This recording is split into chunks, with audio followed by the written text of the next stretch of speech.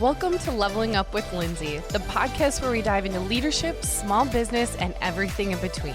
I'm Lindsay, your host and the proud owner of White Peony Boutique, a space created to empower women, build confidence, and foster meaningful connections. Whether you're an entrepreneur, a mom, a friend, or someone just looking for a little inspiration, this is your space to feel seen, supported, and inspired. Join me as we share stories, strategies, and a little bit of life's chaos while navigating what it truly means to level up in starting a business, relationship, and personal growth. So grab a cup of coffee, get comfy, and let's level up together. Welcome to Leveling Up with Lindsay. Today's episode is a really meaningful one for me because I'm sitting down with someone who has played an important role behind the scenes during one of the harder seasons of my leadership journey. Kent and I have known each other for a very long time. And when I reached out to him, it wasn't because things were falling apart on the surface. It was because things were growing. Growth brings pressure, it brings complexity, and it brings moments where you realize you can't and should not try to figure everything out on your own. At the time, I was trying to fine-tune the back end of my business. I was asking bigger questions. I was navigating a much harder season, and I knew I needed perspective, not quick fixes. What I appreciated most about Kent then, and still do today, is the steadiness he brings. The ability to slow things down, focus on fundamentals, and help leaders come back to what they can actually control. That's what today's conversation is all about. Control the controllables. Because when leadership feels heavy, when pressure increases, and when change is happening faster than clarity, this principle matters more than ever. Kent, I'm so grateful you're here with us today. Happy to be here. Being here. Yeah. Let's start by giving you just a little bit of space to kind of introduce yourself. Who's Kent, your family, whatever you'd like to share. Well, I appreciate it. Supporting you and talking about things that I think both of us are passionate about is fun. Mm-hmm. Kent Gustafson, I am a kind of a serial entrepreneur now. I have been at it now for, I'm in my 20th year as an entrepreneur. I often joke I'm probably not employable anymore because I'm so used to doing things my way. I started my first business in 2007. About 3 years ago, I started the 4G Advisory Group. You and I have known each other for quite a few years now. The transition for me was starting 4G. I just wanted to take another step with people that I knew that I'd been working with and help them at a higher level. It was a great time to make that transition. My original business is still going and it's still functioning. I still enjoy that. But 4G has been a breath of fresh air for me. I do have a family, as you alluded to. Been married for a very long time. I think 28 years, I think. We have two daughters that are, one is just about to finish college and the other will finish next year. And you have coaching in your background? I do. I went from being a coach to being a coach. I coached high school basketball for a long time. Coached a little bit of boys, and then I transitioned to girls basketball and just retired last spring. I found a lot of similarities, really coaching girls and coaching teams and then coaching in the business sense as well. It's surprising how many similarities there are. Mm-hmm. Yeah. It's actually incredible how much it aligns that you and I work together as business consulting, considering anyone listening who is listening to the podcast knows that basketball was my entire life growing up. So I love having these conversations with Kent, especially with my kiddos playing basketball in different sports and whatnot. But I do agree there is a connection there, a correlation with becoming leaders and I think entrepreneurs and everything to this day. Yeah. With your business, will you talk a little bit about the leaders or the businesses or organizations that you align with? We work primarily with businesses that are $1 million to $10 million in revenue. We do have some much larger clients, but typically we work in that 1 to 10 million is kind of our sweet spot. Sure. And we like to focus on some core areas of business, right? Untapped revenue streams, right? How can we grow top-line revenue, introducing systems into their internal operations to make them more efficient and streamlined. Maximizing profitability is another piece of it that we focus on. And then, really building infrastructure and the right culture for the business to be successful. It's fun work, especially when you work with people that are committed to the process and they buy into it. It's a lot of fun to see the transformation. That'll come. So I have known Kent for a very long time. I've always looked up to Kent. I've always looked to him for little bits of advice or guidance throughout the years. But I believe, was it 2 years ago? Yeah, 2 years over 2 years ago. I finally reached out to Kent and said, essentially, I said, I'm kind of done doing this alone. I would love your advice in working together and moving forward, because what I was looking for at the time, we were moving into a harder season as an entrepreneur. I knew that I wanted to work on the fundamentals and the internal structure of my business more. For the first few years of White Peony Boutique, we were going so fast, like growing so quickly. And I often describe it as I was running on a treadmill as fast as you could go, and I was picking up the pieces kind of at that fast. And I would say, like, either get on the treadmill with me or get out of the way. But I think when the economy started to turn a little bit, it really shifted, I think, in my business world. It's when I was forced for a few different reasons to stop and slow down. Like, that was a tough time for me to slow down. I had the best team who was like, Lynn's, you do whatever you need to do. We'll take care of things. But to slow down and focus on the things that brought me anxiety, or being someone who's overcoming perfectionism, I made some things a lot harder than it need to be. So I really was looking for guidance or advice or someone to lean on for conversation, working through some of the processes that we needed to work through. So here we are today, 2 years later. I often talk about Kent as my therapist.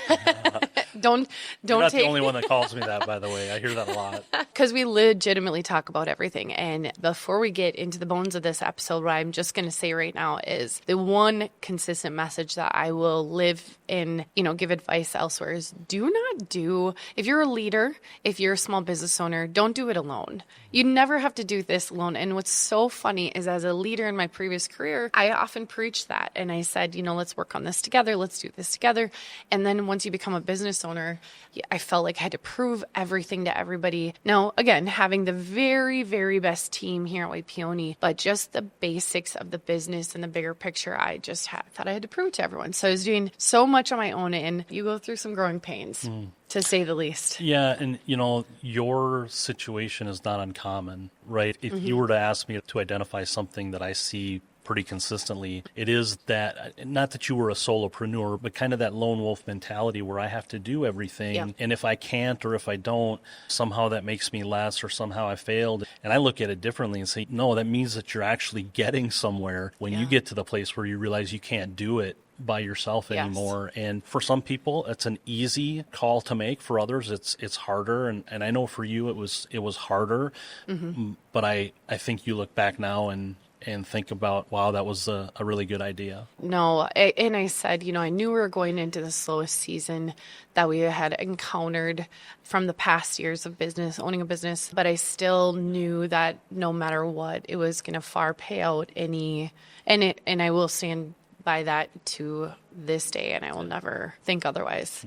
So it's been an incredible relationship. So anyways, listening though, we were going to talk a lot about small business, of course, here, but I cannot express enough that if you are a leader in any type of establishment, there are bits and pieces of this that you should take away, and I think is a really good perspective for anyone, really. But okay, so we talked a little bit about my journey with growth. At what point, because we're going to talk today about controlling the controllables, like leading through growth, pressure, and change. Now, we talked a lot just now about, at the point that I had to make where I realized that you have to slow down if I'm going to get to the next level. I know I used to say that too. I'm like, I know we're not going to scale anymore if I don't face these things. So as far as a different business, when is it? At what point do you see growth that starts to turn messy? When the little things when you start missing those things, right? It might be delayed delivery of your product or service, dissatisfied customers. It might be unhappy employees, lost opportunities, and it just quality control.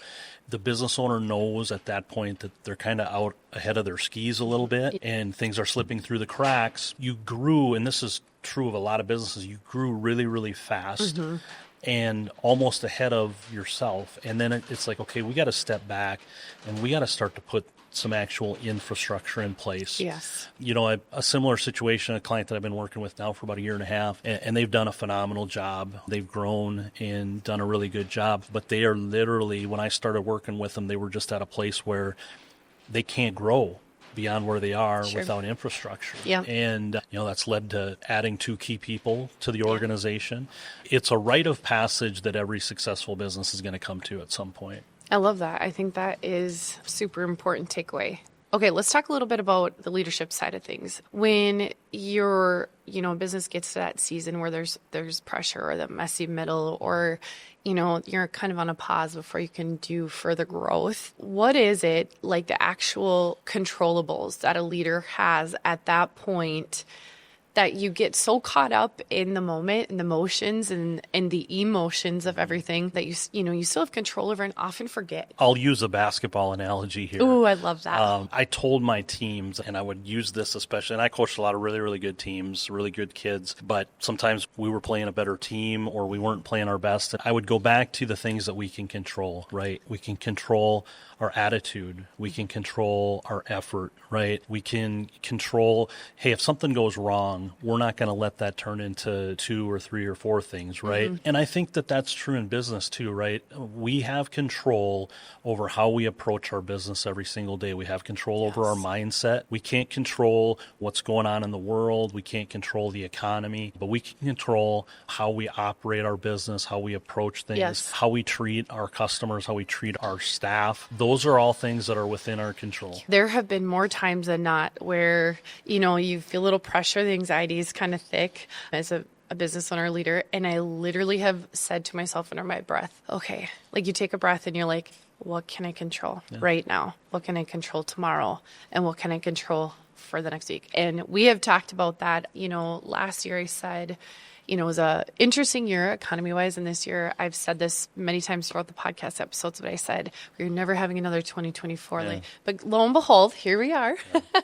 But so what we're doing is my team and I are literally, there are moments, because we have a full busy schedule, but if things are not going as planned, let's say, to sit back and say, okay, what can I control? What can I make better? How can I show up for my team? The best thing that has ever happened, especially this year, is the enthusiasm from the different people. Somebody has a day where you're more tired or the other person's not feeling so great. To bring the enthusiasm and the fun and just the passion is so important and so incredible.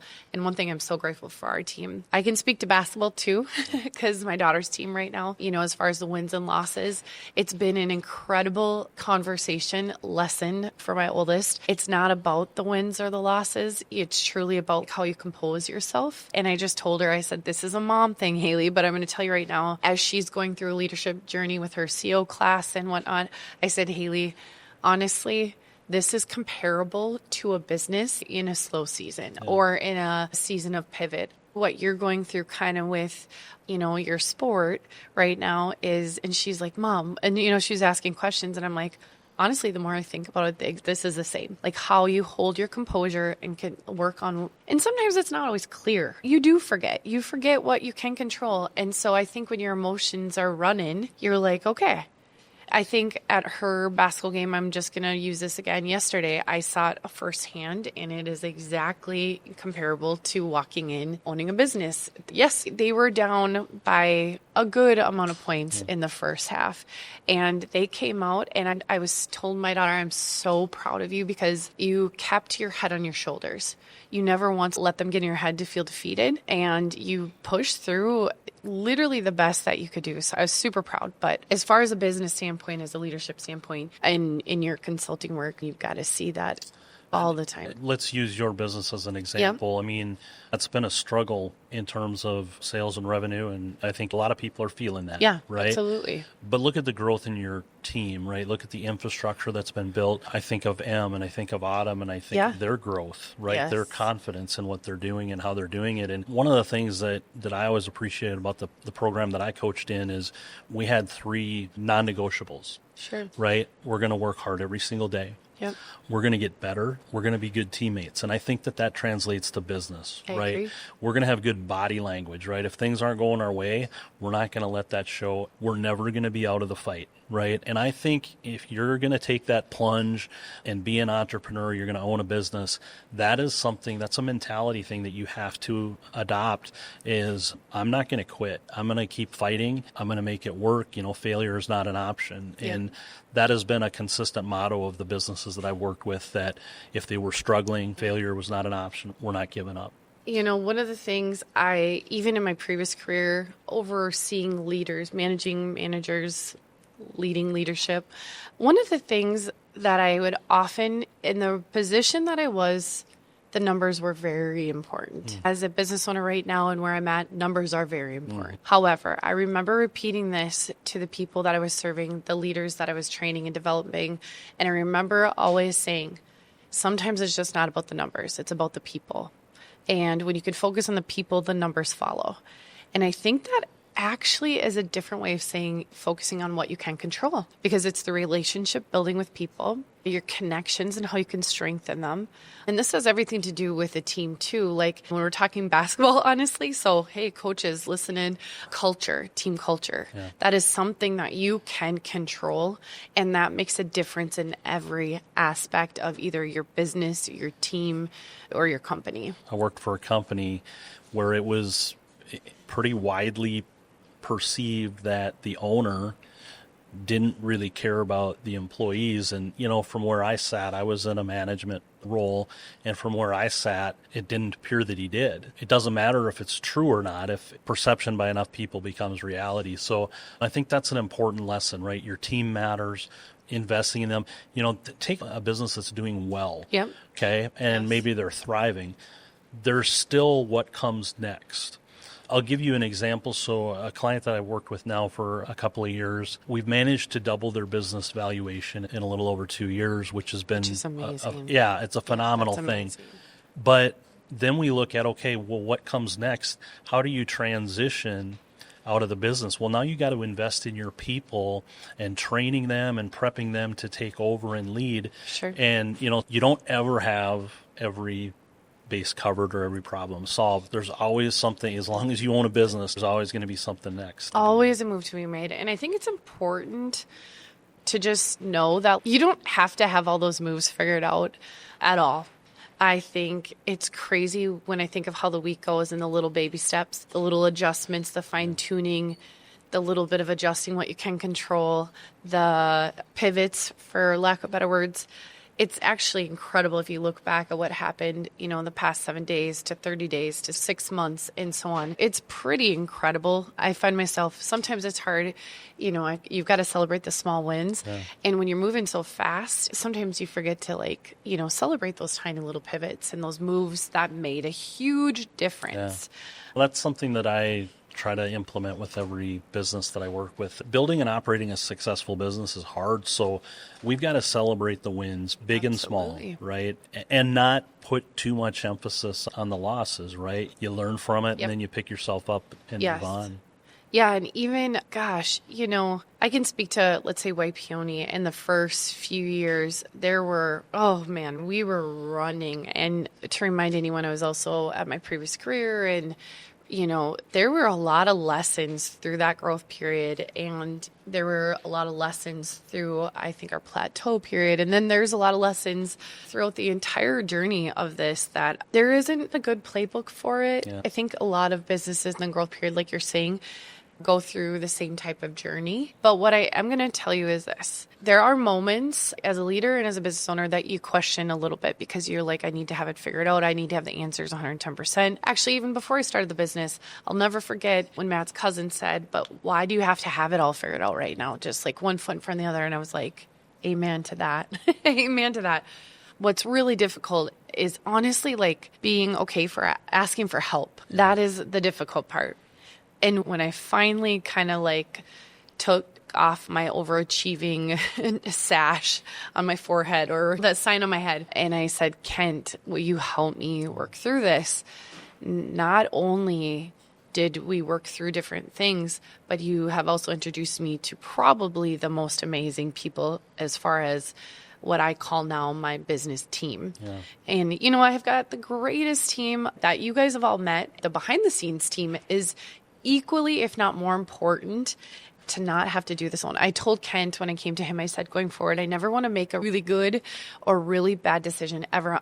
When I first reached out to Kent, I had said, I never want to make a really, really good, fun, awesome decision or a really hard decision alone ever again. I think that that's a little bit of a misconception out there is we think we have to do these things on our own. And it's inherent in me to have kind of a lone wolf attitude. Yes. I learned the hard way that it's a really hard road to building a business when you have that. And, it just dawned on me one day. It's like, why do we have to try to do this alone? I had a client that I was introduced to many years ago. We had a very short conversation and he hired me.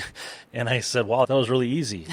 And he said, you know what? He said, I'm a believer in surrounding myself with a good team so that I can focus on doing what I do. You came recommended. I trust the other people on the team. And that has just been so true. Yes. I mean, it's been true, with your team Yep. as well as the external team that we've developed. And that's true in other situations that I'm working in where the team together is better than the individual can be on their own. 100%. One of the sayings that I heard and I love the most is do what you do best and hire the rest. Right. That's a tricky one though. I love it. But yeah, it's like, well, because, I think we feel a little bit, I mean, I don't want to speak for you, but I think when you called me, 2+ years ago, I think there's that little bit of a feeling of I'm failing because if of I that have phone to call. if I have to ask for help, right? Yes. If I have to, Yes. Men don't ask for directions. Yes. It's the smartest thing that you can do as a business owner is accept that you don't know everything. Yes. And find people that can fill those areas of need that you have. And, some people say, well, how do you, if you're trusting the right person or being guided by the right people, look for someone that shares your values. I think that's critical, right? If you have similar values, you can tell when someone is being sincere, right? 1,000%. Hey, we've all made mistakes. We've all exercised bad judgment. That isn't who we are, right? So when you align yourself with someone that has similar values, you can trust they're going to advise you or guide you in what manner they believe is in your best interest, right? Cannot agree with you more. It's important to find the right fit. Going through the process prior to the people that you've introduced me to, it was a little bit of trial and error. I had hired different people for the back end processes that I needed for business, and some of them were not a good fit, and maybe vice versa. So it's important to find the right fit. And I love that you said values too, because I love our conversations, Kent and I, because thanks to you, the people that I have met that are now Team White Peony behind the scenes or Team Lindsay, honestly, I could be friends and, that feel like family for the rest of my life. Like it fits so well. I can fully say with the utmost trust that these people have my back. And that is incredible to say aloud and to feel when you're moving forward.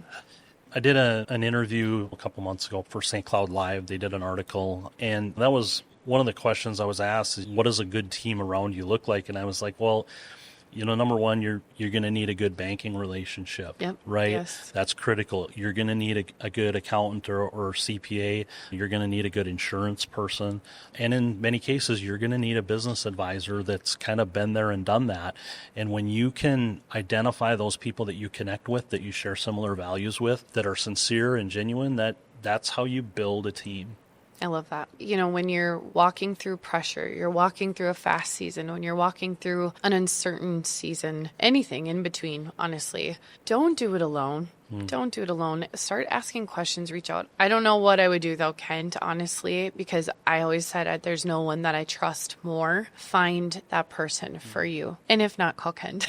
I'm just kidding. I think when people are trying to figure that out, right, who do I trust? Sure. They look to people that they already trust. I talk about the buyer's journey a lot when people are looking at buying a product or service, and the customer has to go through that stage of know you, like you, trust you. Yep. Well, one way to kind of accelerate through that process is when somebody that they already know and like and trust recommends you, right? That goes a long way with that potential customer. Now, of course, working together, you've seen so many situations. What would you say signals good navigation, like navigating through a season of change? What signals growth to you? When you look at a leader from a 30,000 foot view, there's little baby steps, but you're, proud to see the progress, the movement. Yeah, that's a loaded question a little bit. There's so many examples that come into my mind, and I'll probably share a couple. So one of my clients, I worked with this client for a long time, many years in a variety of capacities. The original owner has been slowly transitioning out of his business. Sure. Okay, still in it, but at a much reduced capacity, and I've helped him and the new owners navigate that whole process. He always makes decisions that he believes are in the best interest of the business, even if that isn't necessarily in his personal interest. He's sincere when he says that, right? He's going to look at the situation, especially when you have other shareholders or other, directors, team members involved, right? What's good for everybody is what we have to look at in our decision-making process. When people are struggling with making hard decisions, maybe it's, hey, we need to pivot, and I don't know what that looks like. One of the things that I try to get to with people from the very beginning is this: what's important to you at the core, right? Mm-hmm. Why did you start your business? And people ask me, when I started out 2007, what was important to you? There were a handful of things that were important to me. Number one, I wanted to do something a little bit different. I didn't necessarily want to do what everybody else was doing. Number two, I wanted to live life by my own clock, right? Not punching in at this time or that time. Found out pretty fast you work more. But I wanted to have control over that schedule. I wanted to build something from nothing.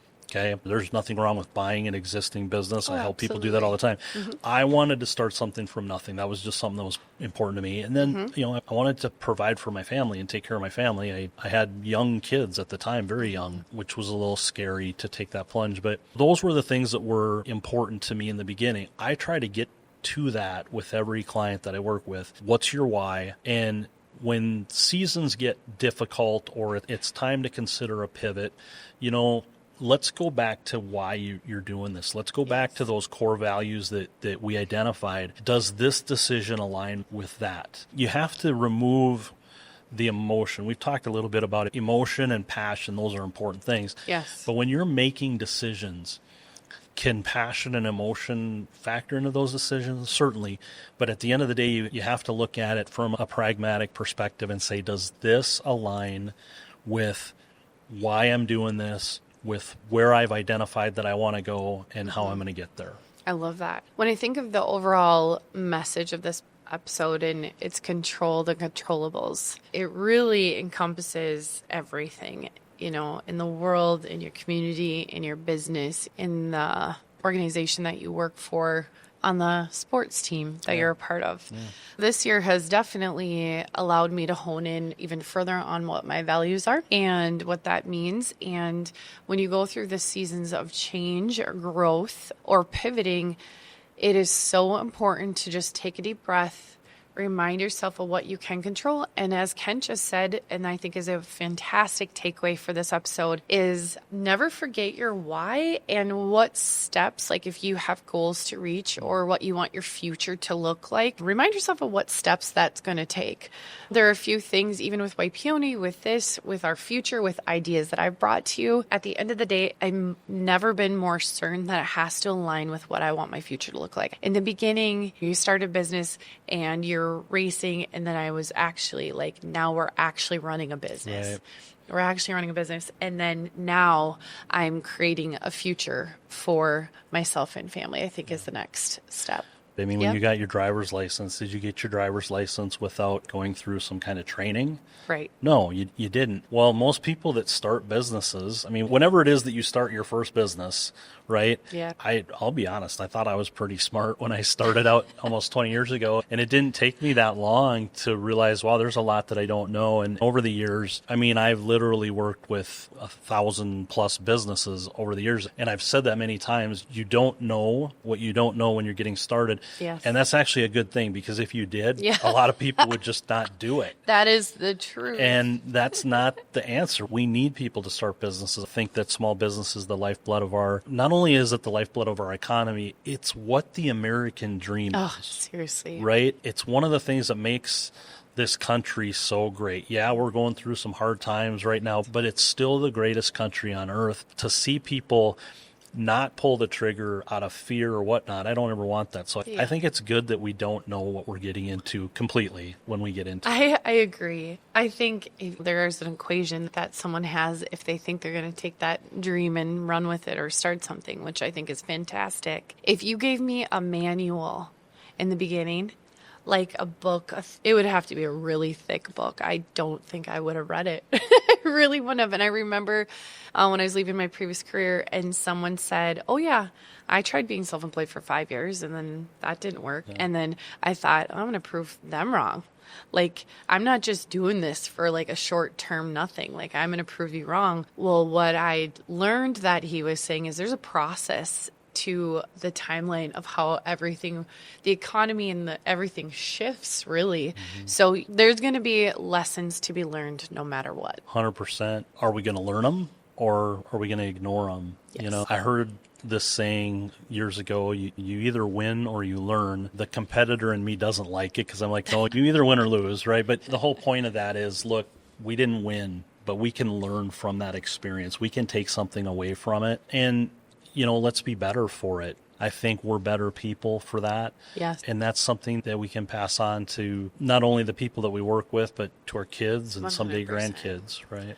Yep. Years of learning lessons. And I'm like, all right, universe. Haven't I learned enough I've lessons? Learned a lot of lessons here. Let's move forward. But I think this is so good. Kent and I truly could sit and talk about this. I think the takeaway from this with this the controllables is, what was your top 3 things when your attitude? You can control your attitude. You can control working hard, right? I mean, so go back to basketball, right? I had some teams that were offensively challenged at times. I said, look, girls, we can't always control the ball going in the hoop, but we can always get after it defensively. So you can control your attitude, you can control your effort, and you can control how you approach every situation, how you treat others. To feed off of that, what I was going to say is you can control your people. Yeah. And when I say you can control your people, it is the people on your team and is the people you serve. And there's nothing more powerful than if you take a breather, stop looking at the numbers for one little second, not more than that, but for one little second, buy into your people. What do they need? What motivates them? What inspires them?